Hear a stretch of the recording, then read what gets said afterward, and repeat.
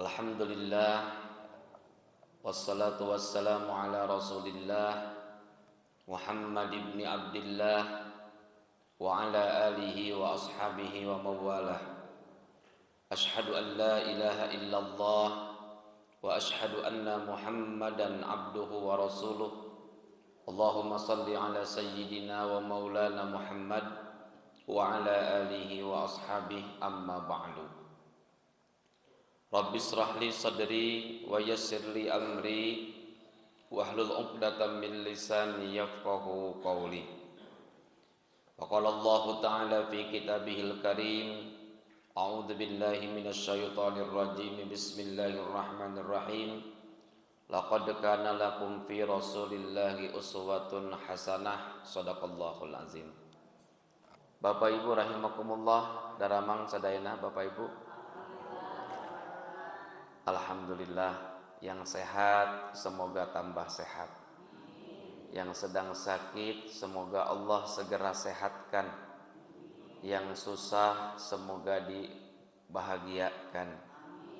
Yang banyak masalah diberikan solusi, dan yang mudah-mudahan punya hajat dan keinginan dikabulkan Allah Subhanahu wa taala. Bapak Ibu rahimakumullah, selamat bagi Bapak Ibu yang masih berjihad ya. Ngaji ahad ya. Karena jam segini itu luar biasa. Jam dimana kita betul-betul hanya orang-orang yang memiliki iman lah yang sanggup melangkahkan kaki kita ke masjid ya. Alhamdulillah, kita termasuk bagian orang-orang yang telah mendapatkan hidayah dari Allah, dibimbing dengan taufiknya sehingga hari ini kita bisa bersama-sama mengikuti kajian di masjid yang kita cintai ini. Bapak Ibu rahimakumullah, tema kita hari ini saya mengambil satu tema meneladani perjuangan dakwah Rasulullah sallallahu alaihi wasallam. Karena di urang mah tos lazim Bu nya. Nah, lazim. Jadi terutama di Indonesia itu ada suatu momen-momen tertentu ya. Nah, pami ngaosna bulan mulud sok disebat muludan, bulan Rajab Rajaban, sabulan sakali, saminggu sakali, satahun sakali. Aya nu ngaos satahun sakali Bu. Panggih Idul Fitri we wungkul gitu Bu ya. Terlepas dari masalah apapun namanya, mangga da eta mah nama. Maka kita jangan terlalu fanatik dengan istilah ya. Teu aya muludan mati nabi nanagi leres da. Teu aya bahasa muludan dina bahasa Arab ya gitu. Da muludan mah pangaosan, cuman dikaitkan saja. Kenapa dikaitkan dengan momen? Ya karena kita untuk mengingat kembali.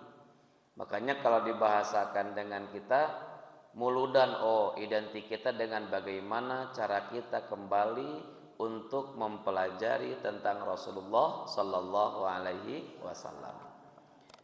Baik Bapak Ibu rahimakumullah, ada 3 peristiwa penting di bulan Rabiul Awal. Orang menyebutnya bulan naon Bu? Mulud. Nama ke mulud. Orang Sunda mah sok ngabuang kata, padahal maulid ya. Hese nyebut maulid teh mulud ya gitu ya, dibuang katana. Padahal maulid itu bukan nama bulan. Maulid itu artinya kelahiran. Maulid teh kelahiran gitu. Nah, bulannya mah bulan Rabiul Awal. Ya, Rabiul Awal. Jadi bulan di dalam Islam itu minimal orang terang Bu, Pak, nama-nama bulan di dalam Islam.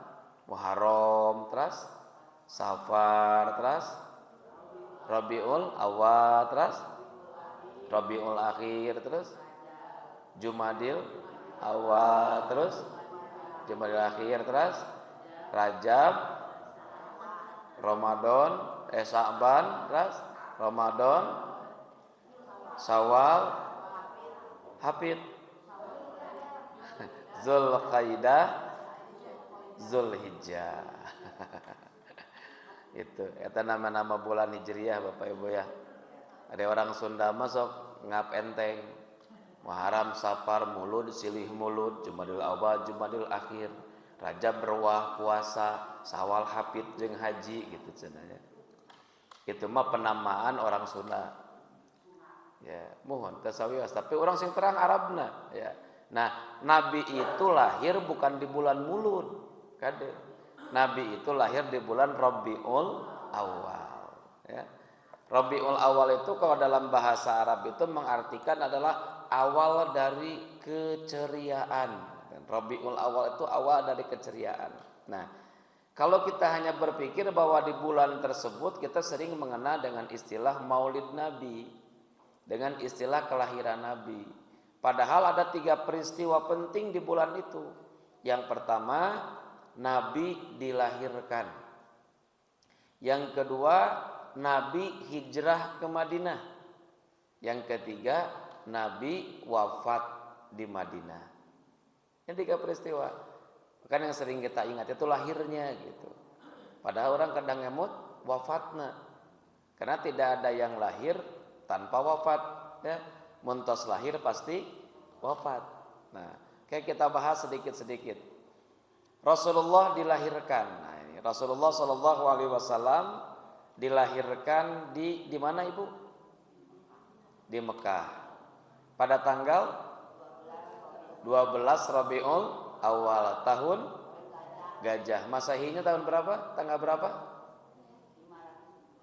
Masehinya tanggal berapa? Ya. Itu ayah ngajeblag.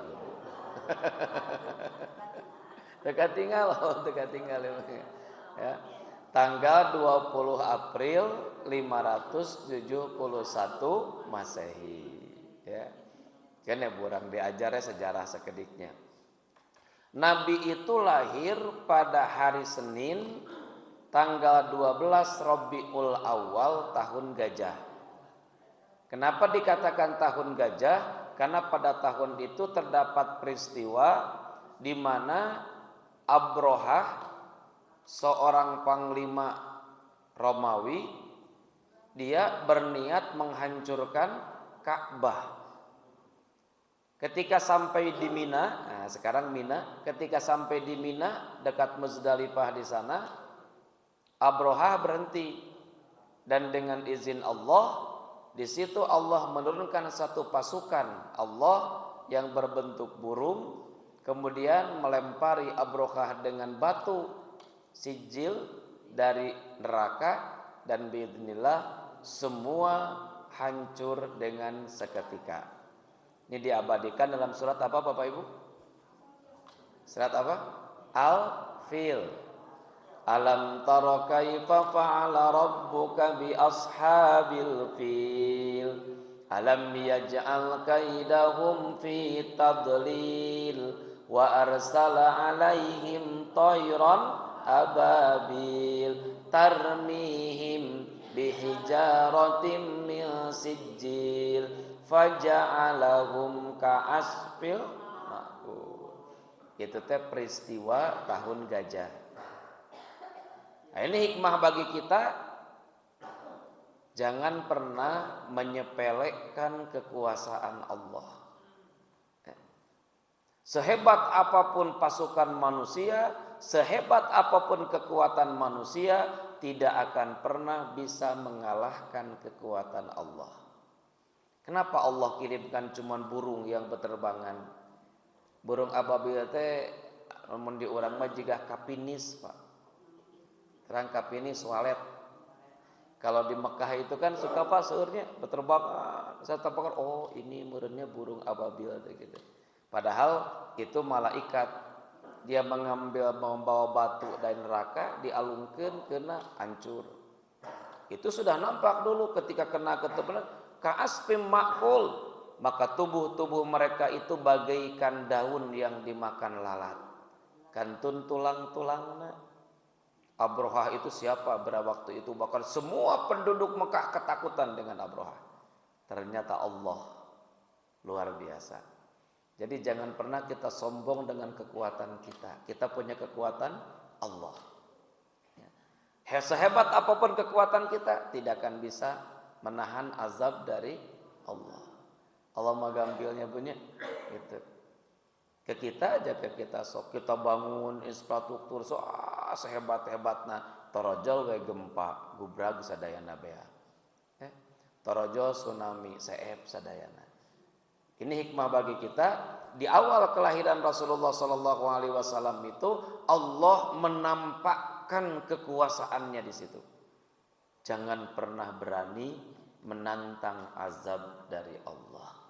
Sing sieun ku siksa Allah, apalagi orang malah leutik kieu nya gitu. Beranikah kita menantang azab Allah? Masya Allah ya.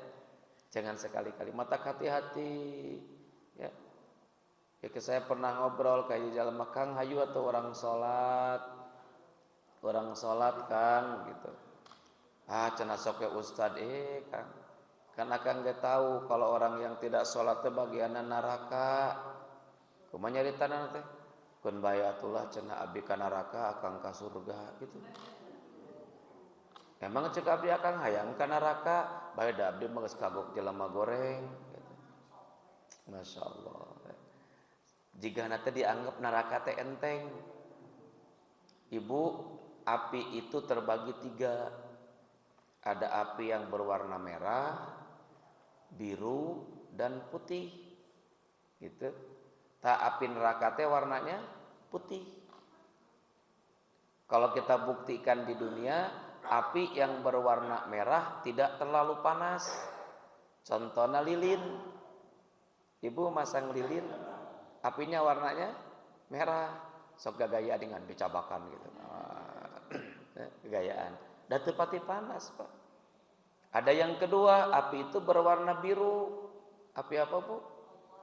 Kompor gas biru enggak? Cok cobian ku Ibu, pandangan dikaluhurkeun. Insyaallah haneut. Ya, panas. Yang ketiga ada api yang berwarna putih. Di dunia apa yang berwarna putih, Pak? Tukang las. Ibu melem besi di atas kompor, hancur enggak? Enggak. Berem ge lama, coba besi kasih ke tukang las, pun hancur, warnanya putih. Tapi si jalmi menantang neraka teh jiga kitu, di neraka teh warnana teh putih, bisi teu percaya asongkeun leungeun ka tukang las. Cik mang panglaskeun leungeun abdi gitu kan. Subhanallah. Makanya kalau kita jangan pernah menantang azab dari Allah ya Bu. Nauzubillah. Salah satu menantang azab itu ketika kita melakukan maksiat. Mun jalmi anu tara salat eta sami jeung nantang azab Allah. Kalau istri durhaka kepada suami itu sama menantang azab Allah. Kalau suami tidak tanggung jawab kepada keluarga istrinya itu sama dengan menantang azab Allah. Dan bagi Allah mah enggak rugi kalau kita enggak sholat. Allah enggak untung kalau ibu dan bapak rajin sholat. Yang rugi dan untung kembali ke diri kita sendiri. Ayo, abrohah, gaya luar biasa. Siapa yang bisa mengalahkan? Hancur dengan seketika, ya Bu. Nah, Rasulullah Shallallahu Alaihi Wasallam itu lahir di kota Mekah. Kalau misalkan bapak ibu sekarang ke Mekah, itu di samping istana raja itu sebelah kiri ada yang disebut dengan Miladun Nabi. Cuman kalau di Mekah mah tidak seperti di kita, Pak. Kalau di kita mah kan ada momen-momen dibikin museum, di sana mah enggak.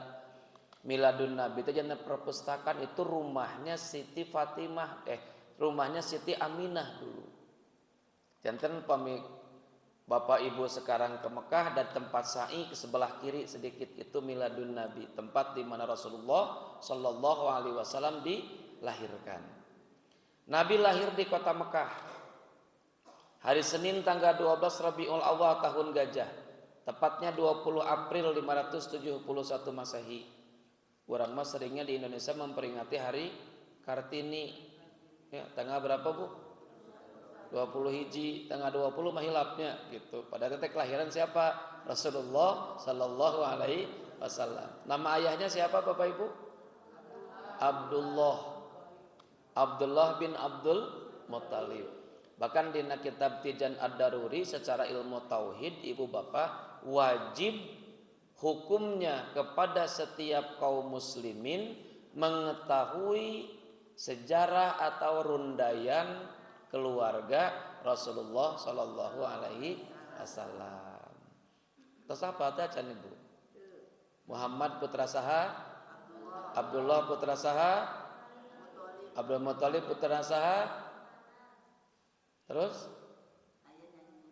Tuh, nyanyi wae Ibu mah nyanyi aja nak.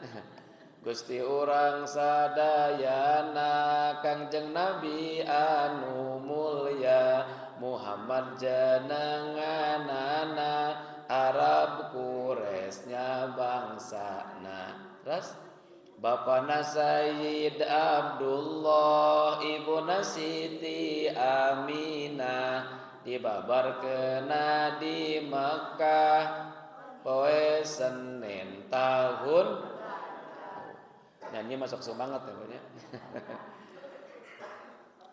Ibu bapak harus tahu kita syarat tauhid. Muhammad siapa? Putra Abdullah. Abdullah siapa? Putra Abdul Muthalib. Abdul Muthalib putra Hashim. Hashim putra Abdi Manaf. Abdi Manaf putra Qusay. Qusay putra Lu'ay. Lu'ay putra Kilab. Terus kalau pun. Ya, tetap mantap penting panginten kita teh. Tetap tauhid dasar bapak ibunya. Nah, gampil mah tadi jika orang kali di lembur dinadomkeun, ya. Dinadomkeun. Mangga bapak ibu ya. Yang penting kita harus tahu